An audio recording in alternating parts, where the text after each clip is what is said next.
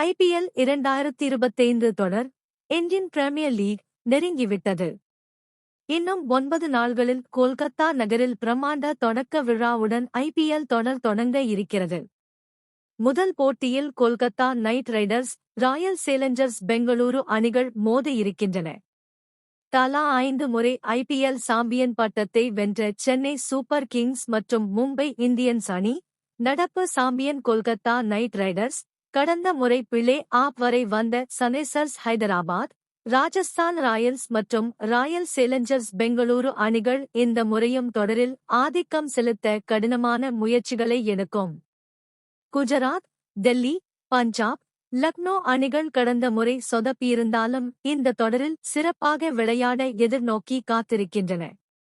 இந்த முறை 10 அணிகளிலும் பெரிய மாற்றங்கள் ஏற்பட்டிருப்பதால் எந்த அணி பலமாக இருக்கிறது, எந்த அணி பலவீனமாக இருக்கிறது, எந்தெந்த வீரர்கள் தற்போது பார்மில் இருக்கிறார்கள், ஒவ்வொரு அணியின் காம்பினேஷன்ஸ் எப்படி இருக்கும் என்பதை பொறுத்திருந்துதான் பார்க்க வேண்டும். இருப்பினும் பேப்பரிலேயே பலமாக தோற்றமளிக்கும் ஒரு அணியாக பஞ்சாப் கிங்ஸ் திகழ்கிறது.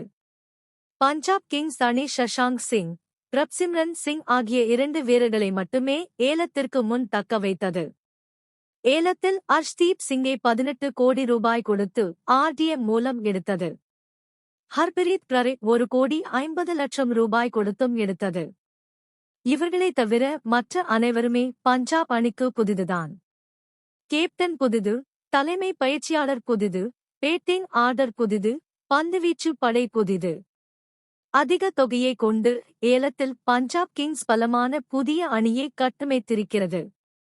கொல்கத்தாவுக்கு கடந்த முறை கோப்பையை வென்று கொடுத்த ஸ்ரேயாஸ் ஐயர் தற்போது பஞ்சாப் கிங்ஸ் அணிக்கு வந்து கேப்டன்சி பொறுப்பை பெற்றிருக்கிறார். அதேபோல் டெல்லி அணியின் தலைமை பயிற்சியாளராக இருந்த ரிக்கி பாண்டிங் தற்போது பஞ்சாப் அணிக்கு வந்துள்ளார். ரிக்கி பாண்டிங், ஸ்ரேயாஸ் ஐயர் கூட்டணி டெல்லி அணியை 2020ஆம் ஆண்டு IPL தொடரில் இறுதிப் போட்டி வரை கொண்டு சென்றது குறிப்பிடத்தக்கது.